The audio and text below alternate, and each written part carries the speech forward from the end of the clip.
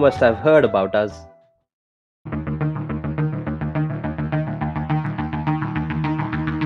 The world is now a global economy and every country is involved in some kind of foreign trade. Australia too is no exception and largely depends upon imports and exports. All the businesses in the country, be it food, electronics, pharma, or whoever is involved with the import and export of raw materials to finished goods, have been deeply impacted by COVID for roughly 16 months with no respite in sight. We are witnessing large-scale disruption of supply chain, production, and loss of sales caused by temporary closure of ports due to lockdowns in many countries, resulting in a congestion on the ports all around the world. While the cost of goods have skyrocketed, the profit margins have really diminished. To get a better understanding and a clearer picture on this issue and to see how the future looks like, we have with us on our panel Kaushal Kapadia.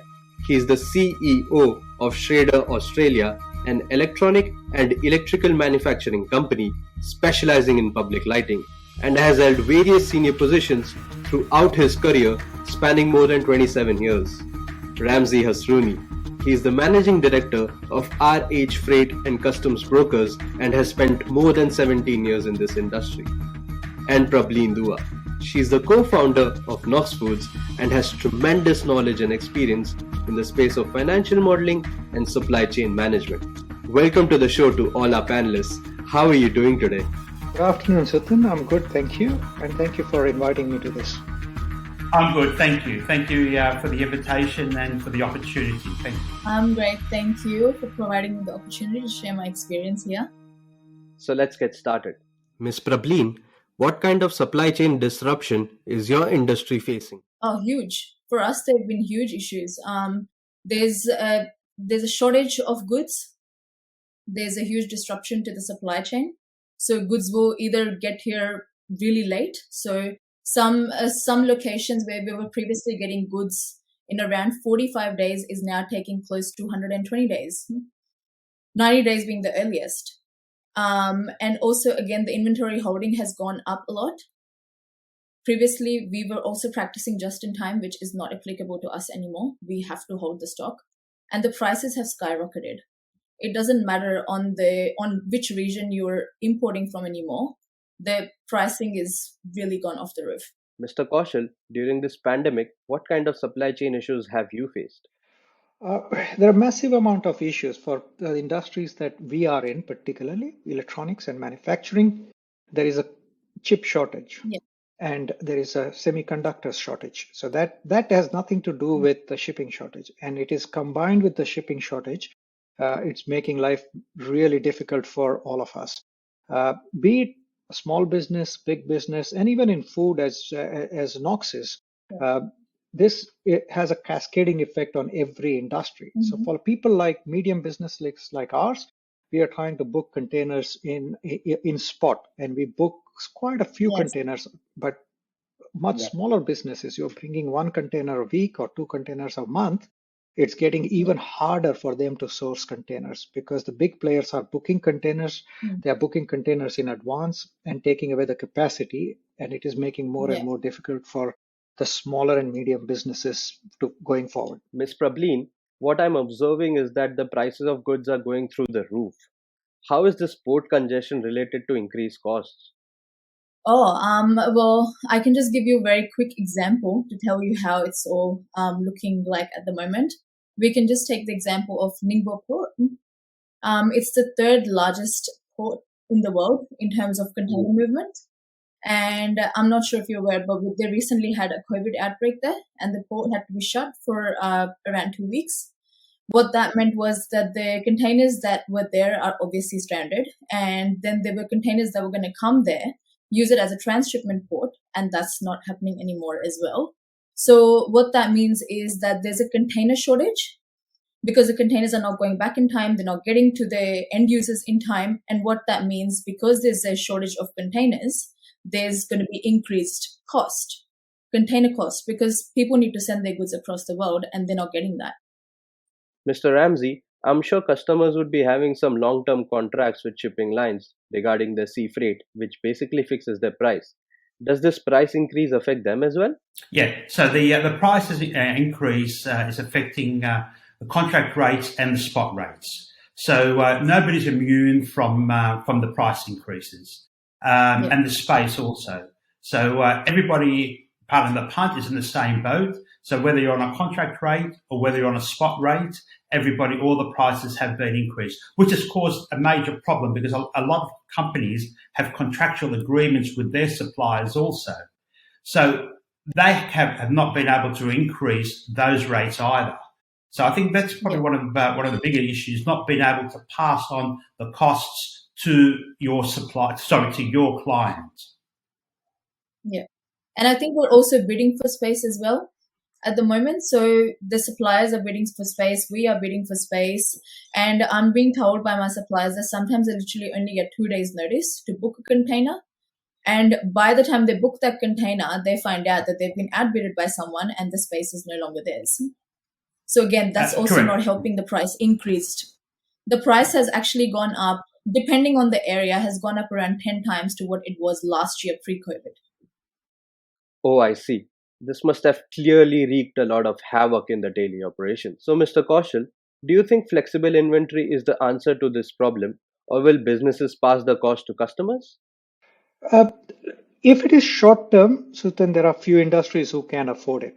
I think, in my personal view, a majority of the industries will not afford it or will not want to do it because you really don't build inventory to avoid shipping. You still need to do shipping. There are issues like you build a year's worth of inventory and you might go out of fashion if you are in a fashion industry or a technology industry, and then you get stuck with a lot of inventory. I think the real option for businesses here is to restructure the way they bring freight in. So can you package it differently and put more boxes in the same container? Or is there a way you can pass on those costs to customers? And it's inevitable, and you will see that in the market, that the costs are going to go up, and that impacts the entire ecosystem in Australia, particularly because as we all know, this country is dependent on imports. And most of the import cost, be it from China or India or any other country it comes from, is going to go up, and that will ultimately get passed on to customers. Mr. Ramzy, what are the other changes we can expect in the market, especially with the upcoming festive season? The other thing we're finding with customers also is they're going less on these promotional items. For example, in marketing, they will have a brochure to say, we're going to have a release on this date, and that's putting a big effect on the supply chain. For example, the Black Fridays. So suppliers want to make sure that the customer has the product. Now that's putting a big supply demand on the supply chain. So, a lot of customers are moving away from that also, these promotional and these launches. We're finding that, customers are taking a backward step with doing these kinds of things and working more on making sure that they've got the product for the consumer when they want it. Considering the fact that this problem has been going on for roughly 15 months, do you think that this is going to be the new normal? We definitely hope that it is not the new normal, because if you see the real reasons why this has happened, and whilst I'm not an expert on shipping and maritime logistics, what we hear from our logistics partner is that there is a capacity issue, and that capacity issue is for multiple reasons. One is the container by itself, and getting the empty containers back to the manufacturing points is a bit of an issue because of lockdowns in various countries and the ability to fetch those containers back. The other issue is also about the shipping capacity by itself, because the shipping industry is also going through a massive change at this time. And they are also trying to get all their ships compliant to all the new environmental standards and so on. So coming 2022, there will be a lot of ships which will not be able to operate unless they are fully compliant to this environmental standards. So before this capacity, and because of the shortage, there is a lot of capacity that's coming into the market. So by the time that new capacity comes to the market, in my personal view, this will be more than 8 to 12 months before we see some sort of normalization happening in that space? I think there's going to be a new normal. There is no normal as we knew previously, but there are definitely a few really big takeaways that we can have from all of this. One, I think, is our over-dependence on Southeast Asian countries for manufacturing. What we are finding in our industry is there's a movement to source and manufacture locally a lot more now. And lastly, I think the companies are going to look at going back to the cost-saving business model, because there's just so much competition and there's so much shortage now that they have to make up for their lost margins. So there's definitely going to be price rises as well on the cards, no matter which industry it's for. But I believe they're definitely going to be price rises in the long run. Mr. Kaushal, one thing that comes to my mind after this discussion is, do you think that it is going to be a long-term issue?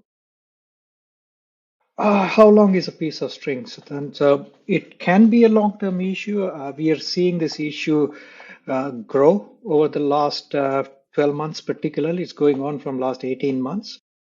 In my personal view and what I'm getting through from our operations people and our logistic team is that this is still not the end of it. The worst is still to come with the demand increasing around Christmas and the situation not improving. At least another 8 to 12 months of pain is visible, if not more. Mr. Ramzy, can you make a wild guess until what time this might continue? I think we're in this pandemic, or this is going to continue probably till about 2023. So this price increasing and this shortage of containers, until this bubble sort of blows away, I think, and the demand gets less, I think we're probably in this pricing until 2023. Looks like we have not yet reached the end and have a long way to go before businesses can start functioning smoothly. We will keep an eye on the latest developments and keep our viewers updated on the situation. Thank you so much for your time, Mr. Kaushal, Mr. Ramzy, and Ms. Prabhleen, for sharing your experience with the audience. It's been an eye-opener for me, and I'm sure it'll be the same for everyone else as well. Thank you. Thank you, Steve. Thank you, Prabhleen. Thanks. You're most welcome, Suthan. I've enjoyed our chat. Thank you.